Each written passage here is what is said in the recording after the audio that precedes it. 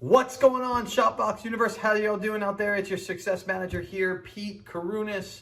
I hope you all are having a great week out there. I hope you're all doing great. I hope you're all making some really interesting projects out there. In this video, though, we are going to talk about one of my favorite topics, and that's marketing. And we're going to talk about the 5 ways that you could successfully market your sign and print business.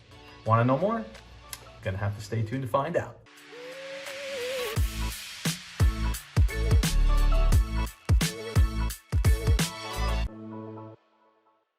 All right, everybody, so let's talk a little bit about marketing. Now, not everybody really likes this topic. Marketing is not an easy topic to talk about because it usually involves some type of monetary investment. An investment, not a cost. I want to specify that. It's an investment into future revenue of your business. Many shops have a rogue way about going about their marketing. In this video, we're really going to talk about the 5 ways that you can market your business and do so successfully without really breaking the bank. I think that's the mindset that many of us want to have, is what are the easy ways to go after our customers? What are the easy ways to attract customers without really breaking the bank and spending thousands and thousands of dollars on revenue that isn't going to come in right away? We don't run a successful industry here where you can put out an ad and minutes or hours or even days within running that ad, you're going to get some orders. So we're making investments into future sales here, usually sales that tend to come down 30 to 90 days down the pipeline. So you're making an investment today that you usually won't see until 30 to 90 days down the line. So why is that important? Well, you got to start now. You have to start now marketing your business. It's the beginning of the year.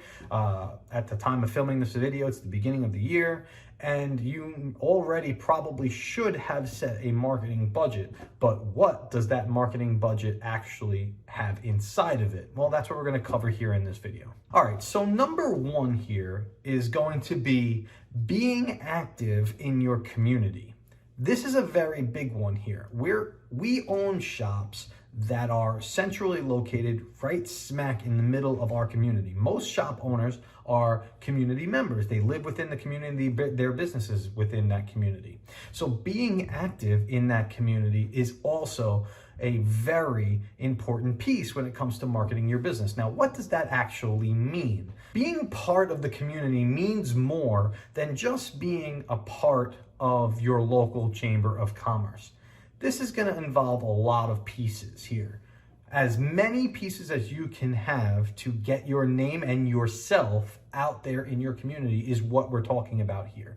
Some of them cost money, but some do not. Being active in your town hall meetings, being active in your chamber of commerce, asking to be a panel member or a judge, if you will, on your building department team, or working collaboratively with other businesses inside your community for sponsoring events. When we are able to have outdoor events again, it's important to be a part of those particular avenues, the festivals, the street fairs, the craft fairs, etc. Another piece here is to be involved in your building department. Having a relationship with your local building department and the building department officers that are in that building is also going to be a very big part of being involved in your community. For example, if you walked into your local town hall building and you were able to establish a rapport with the building inspector, that building inspector controls a lot of what happens inside of your community, particularly with businesses that are trying to open up their businesses inside of your community. So having that relationship and potentially establishing a referral pipeline, a referral chain, is actually very important here. This is the point of being active in your community. It's to get more referrals. All right, tip number 2, being active on social media. All right, I'm not discussing creating social media ads, but instead I'm talking about developing your brand strategy on social media by posting frequently. Now, here are some helpful tips about posting frequently on social media. Our consumers, our customers like to get an inside look of what is going on behind the scenes in your shop. This is something that you should be taking advantage of.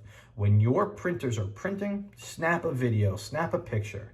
Snap a picture of your graphic designer designing a project. Give a little hint as to what you can do with the power of just education. Educating your consumer base to what you do is a very powerful way of marketing your business on social media. It gives people insight to another business that they don't really know much of or know much of how we do our things. So being active on social media would allow you to create a brand story. And that's ideally the goal here, is to kind of budget yourself enough posts per week where you're going to start establishing a consistent brand story for your business. Yes, you're going to end up wanting to promote a few products on social media. Yes, Facebook and Instagram are more B2C platforms, but LinkedIn is a B2B platform. And if your brand story is really strong, you can bounce that story around multiple platforms with just posting one time. So you post it one time on Facebook, it hits you on your Instagram.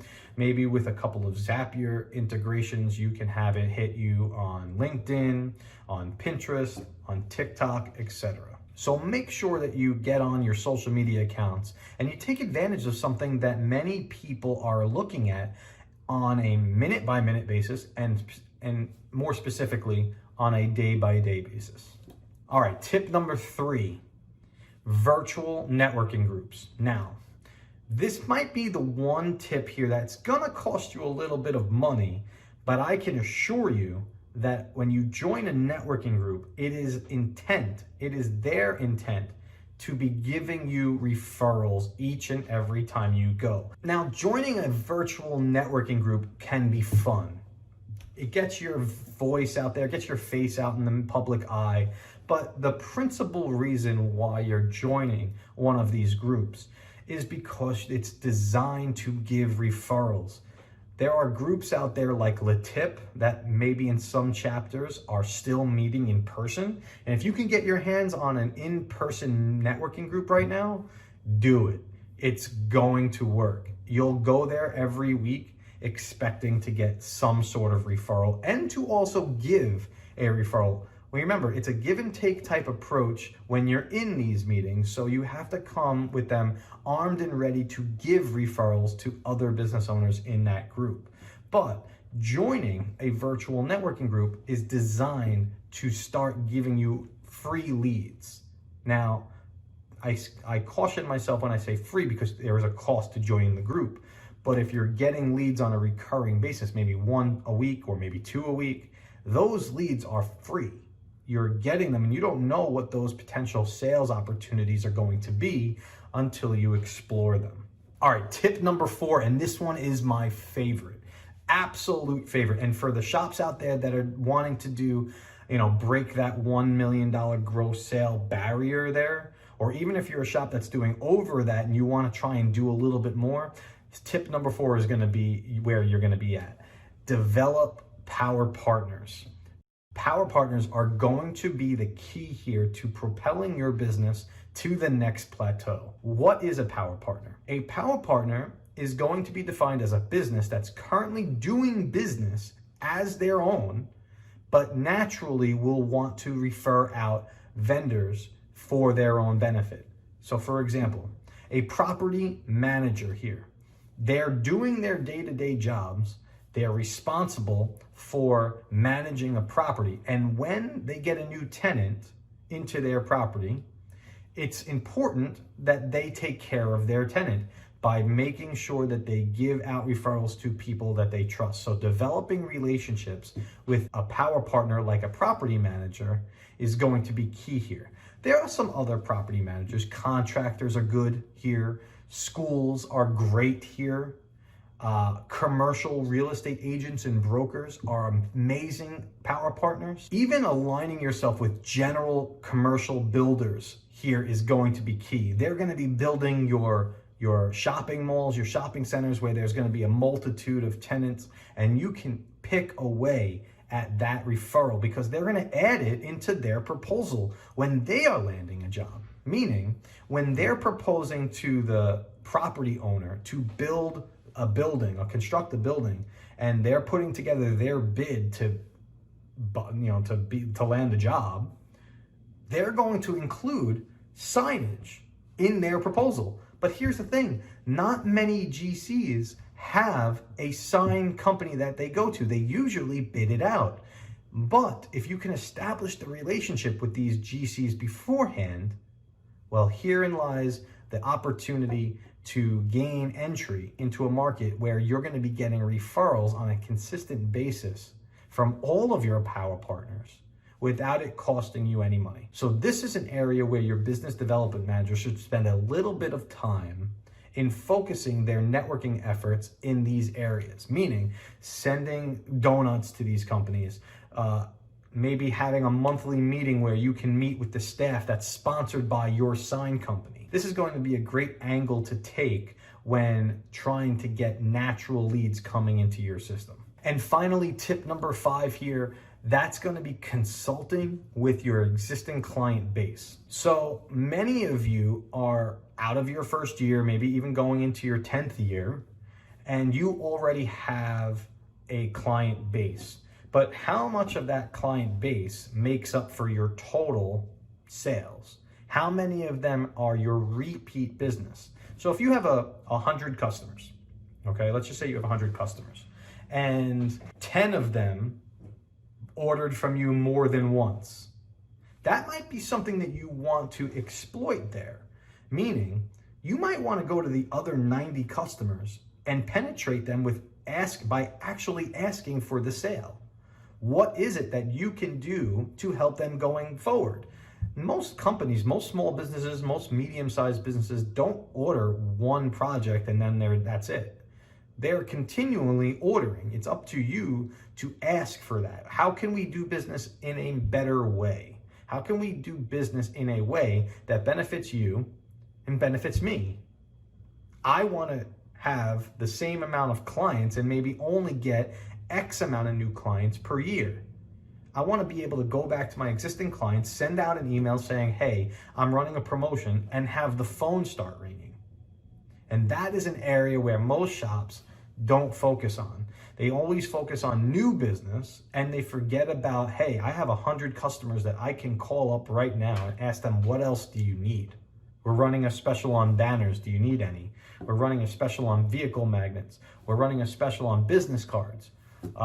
Hey, I noticed that your signage is a little outdated in my drive into work. Would you like to set up a meeting and I can talk to you about a couple of your options? These are opportunities by the plethora, meaning you have so many of these opportunities, you just don't see them. And it's up to you to point them out to your existing client base because they're not looking for them either. So that's it for me in this video. Those are your 5 tips on how to market your sign and print business without really breaking the budget. It's really interesting. I really want to hear more about what you thought about these 5 tips. So please leave a comment below. I'd love to hear your feedback moving forward. If you guys have any questions, please reach out to me. You got my email. It's peterk@shopvox.com. And I look forward to talking to you on the next video. Have a great time and stay positive out there.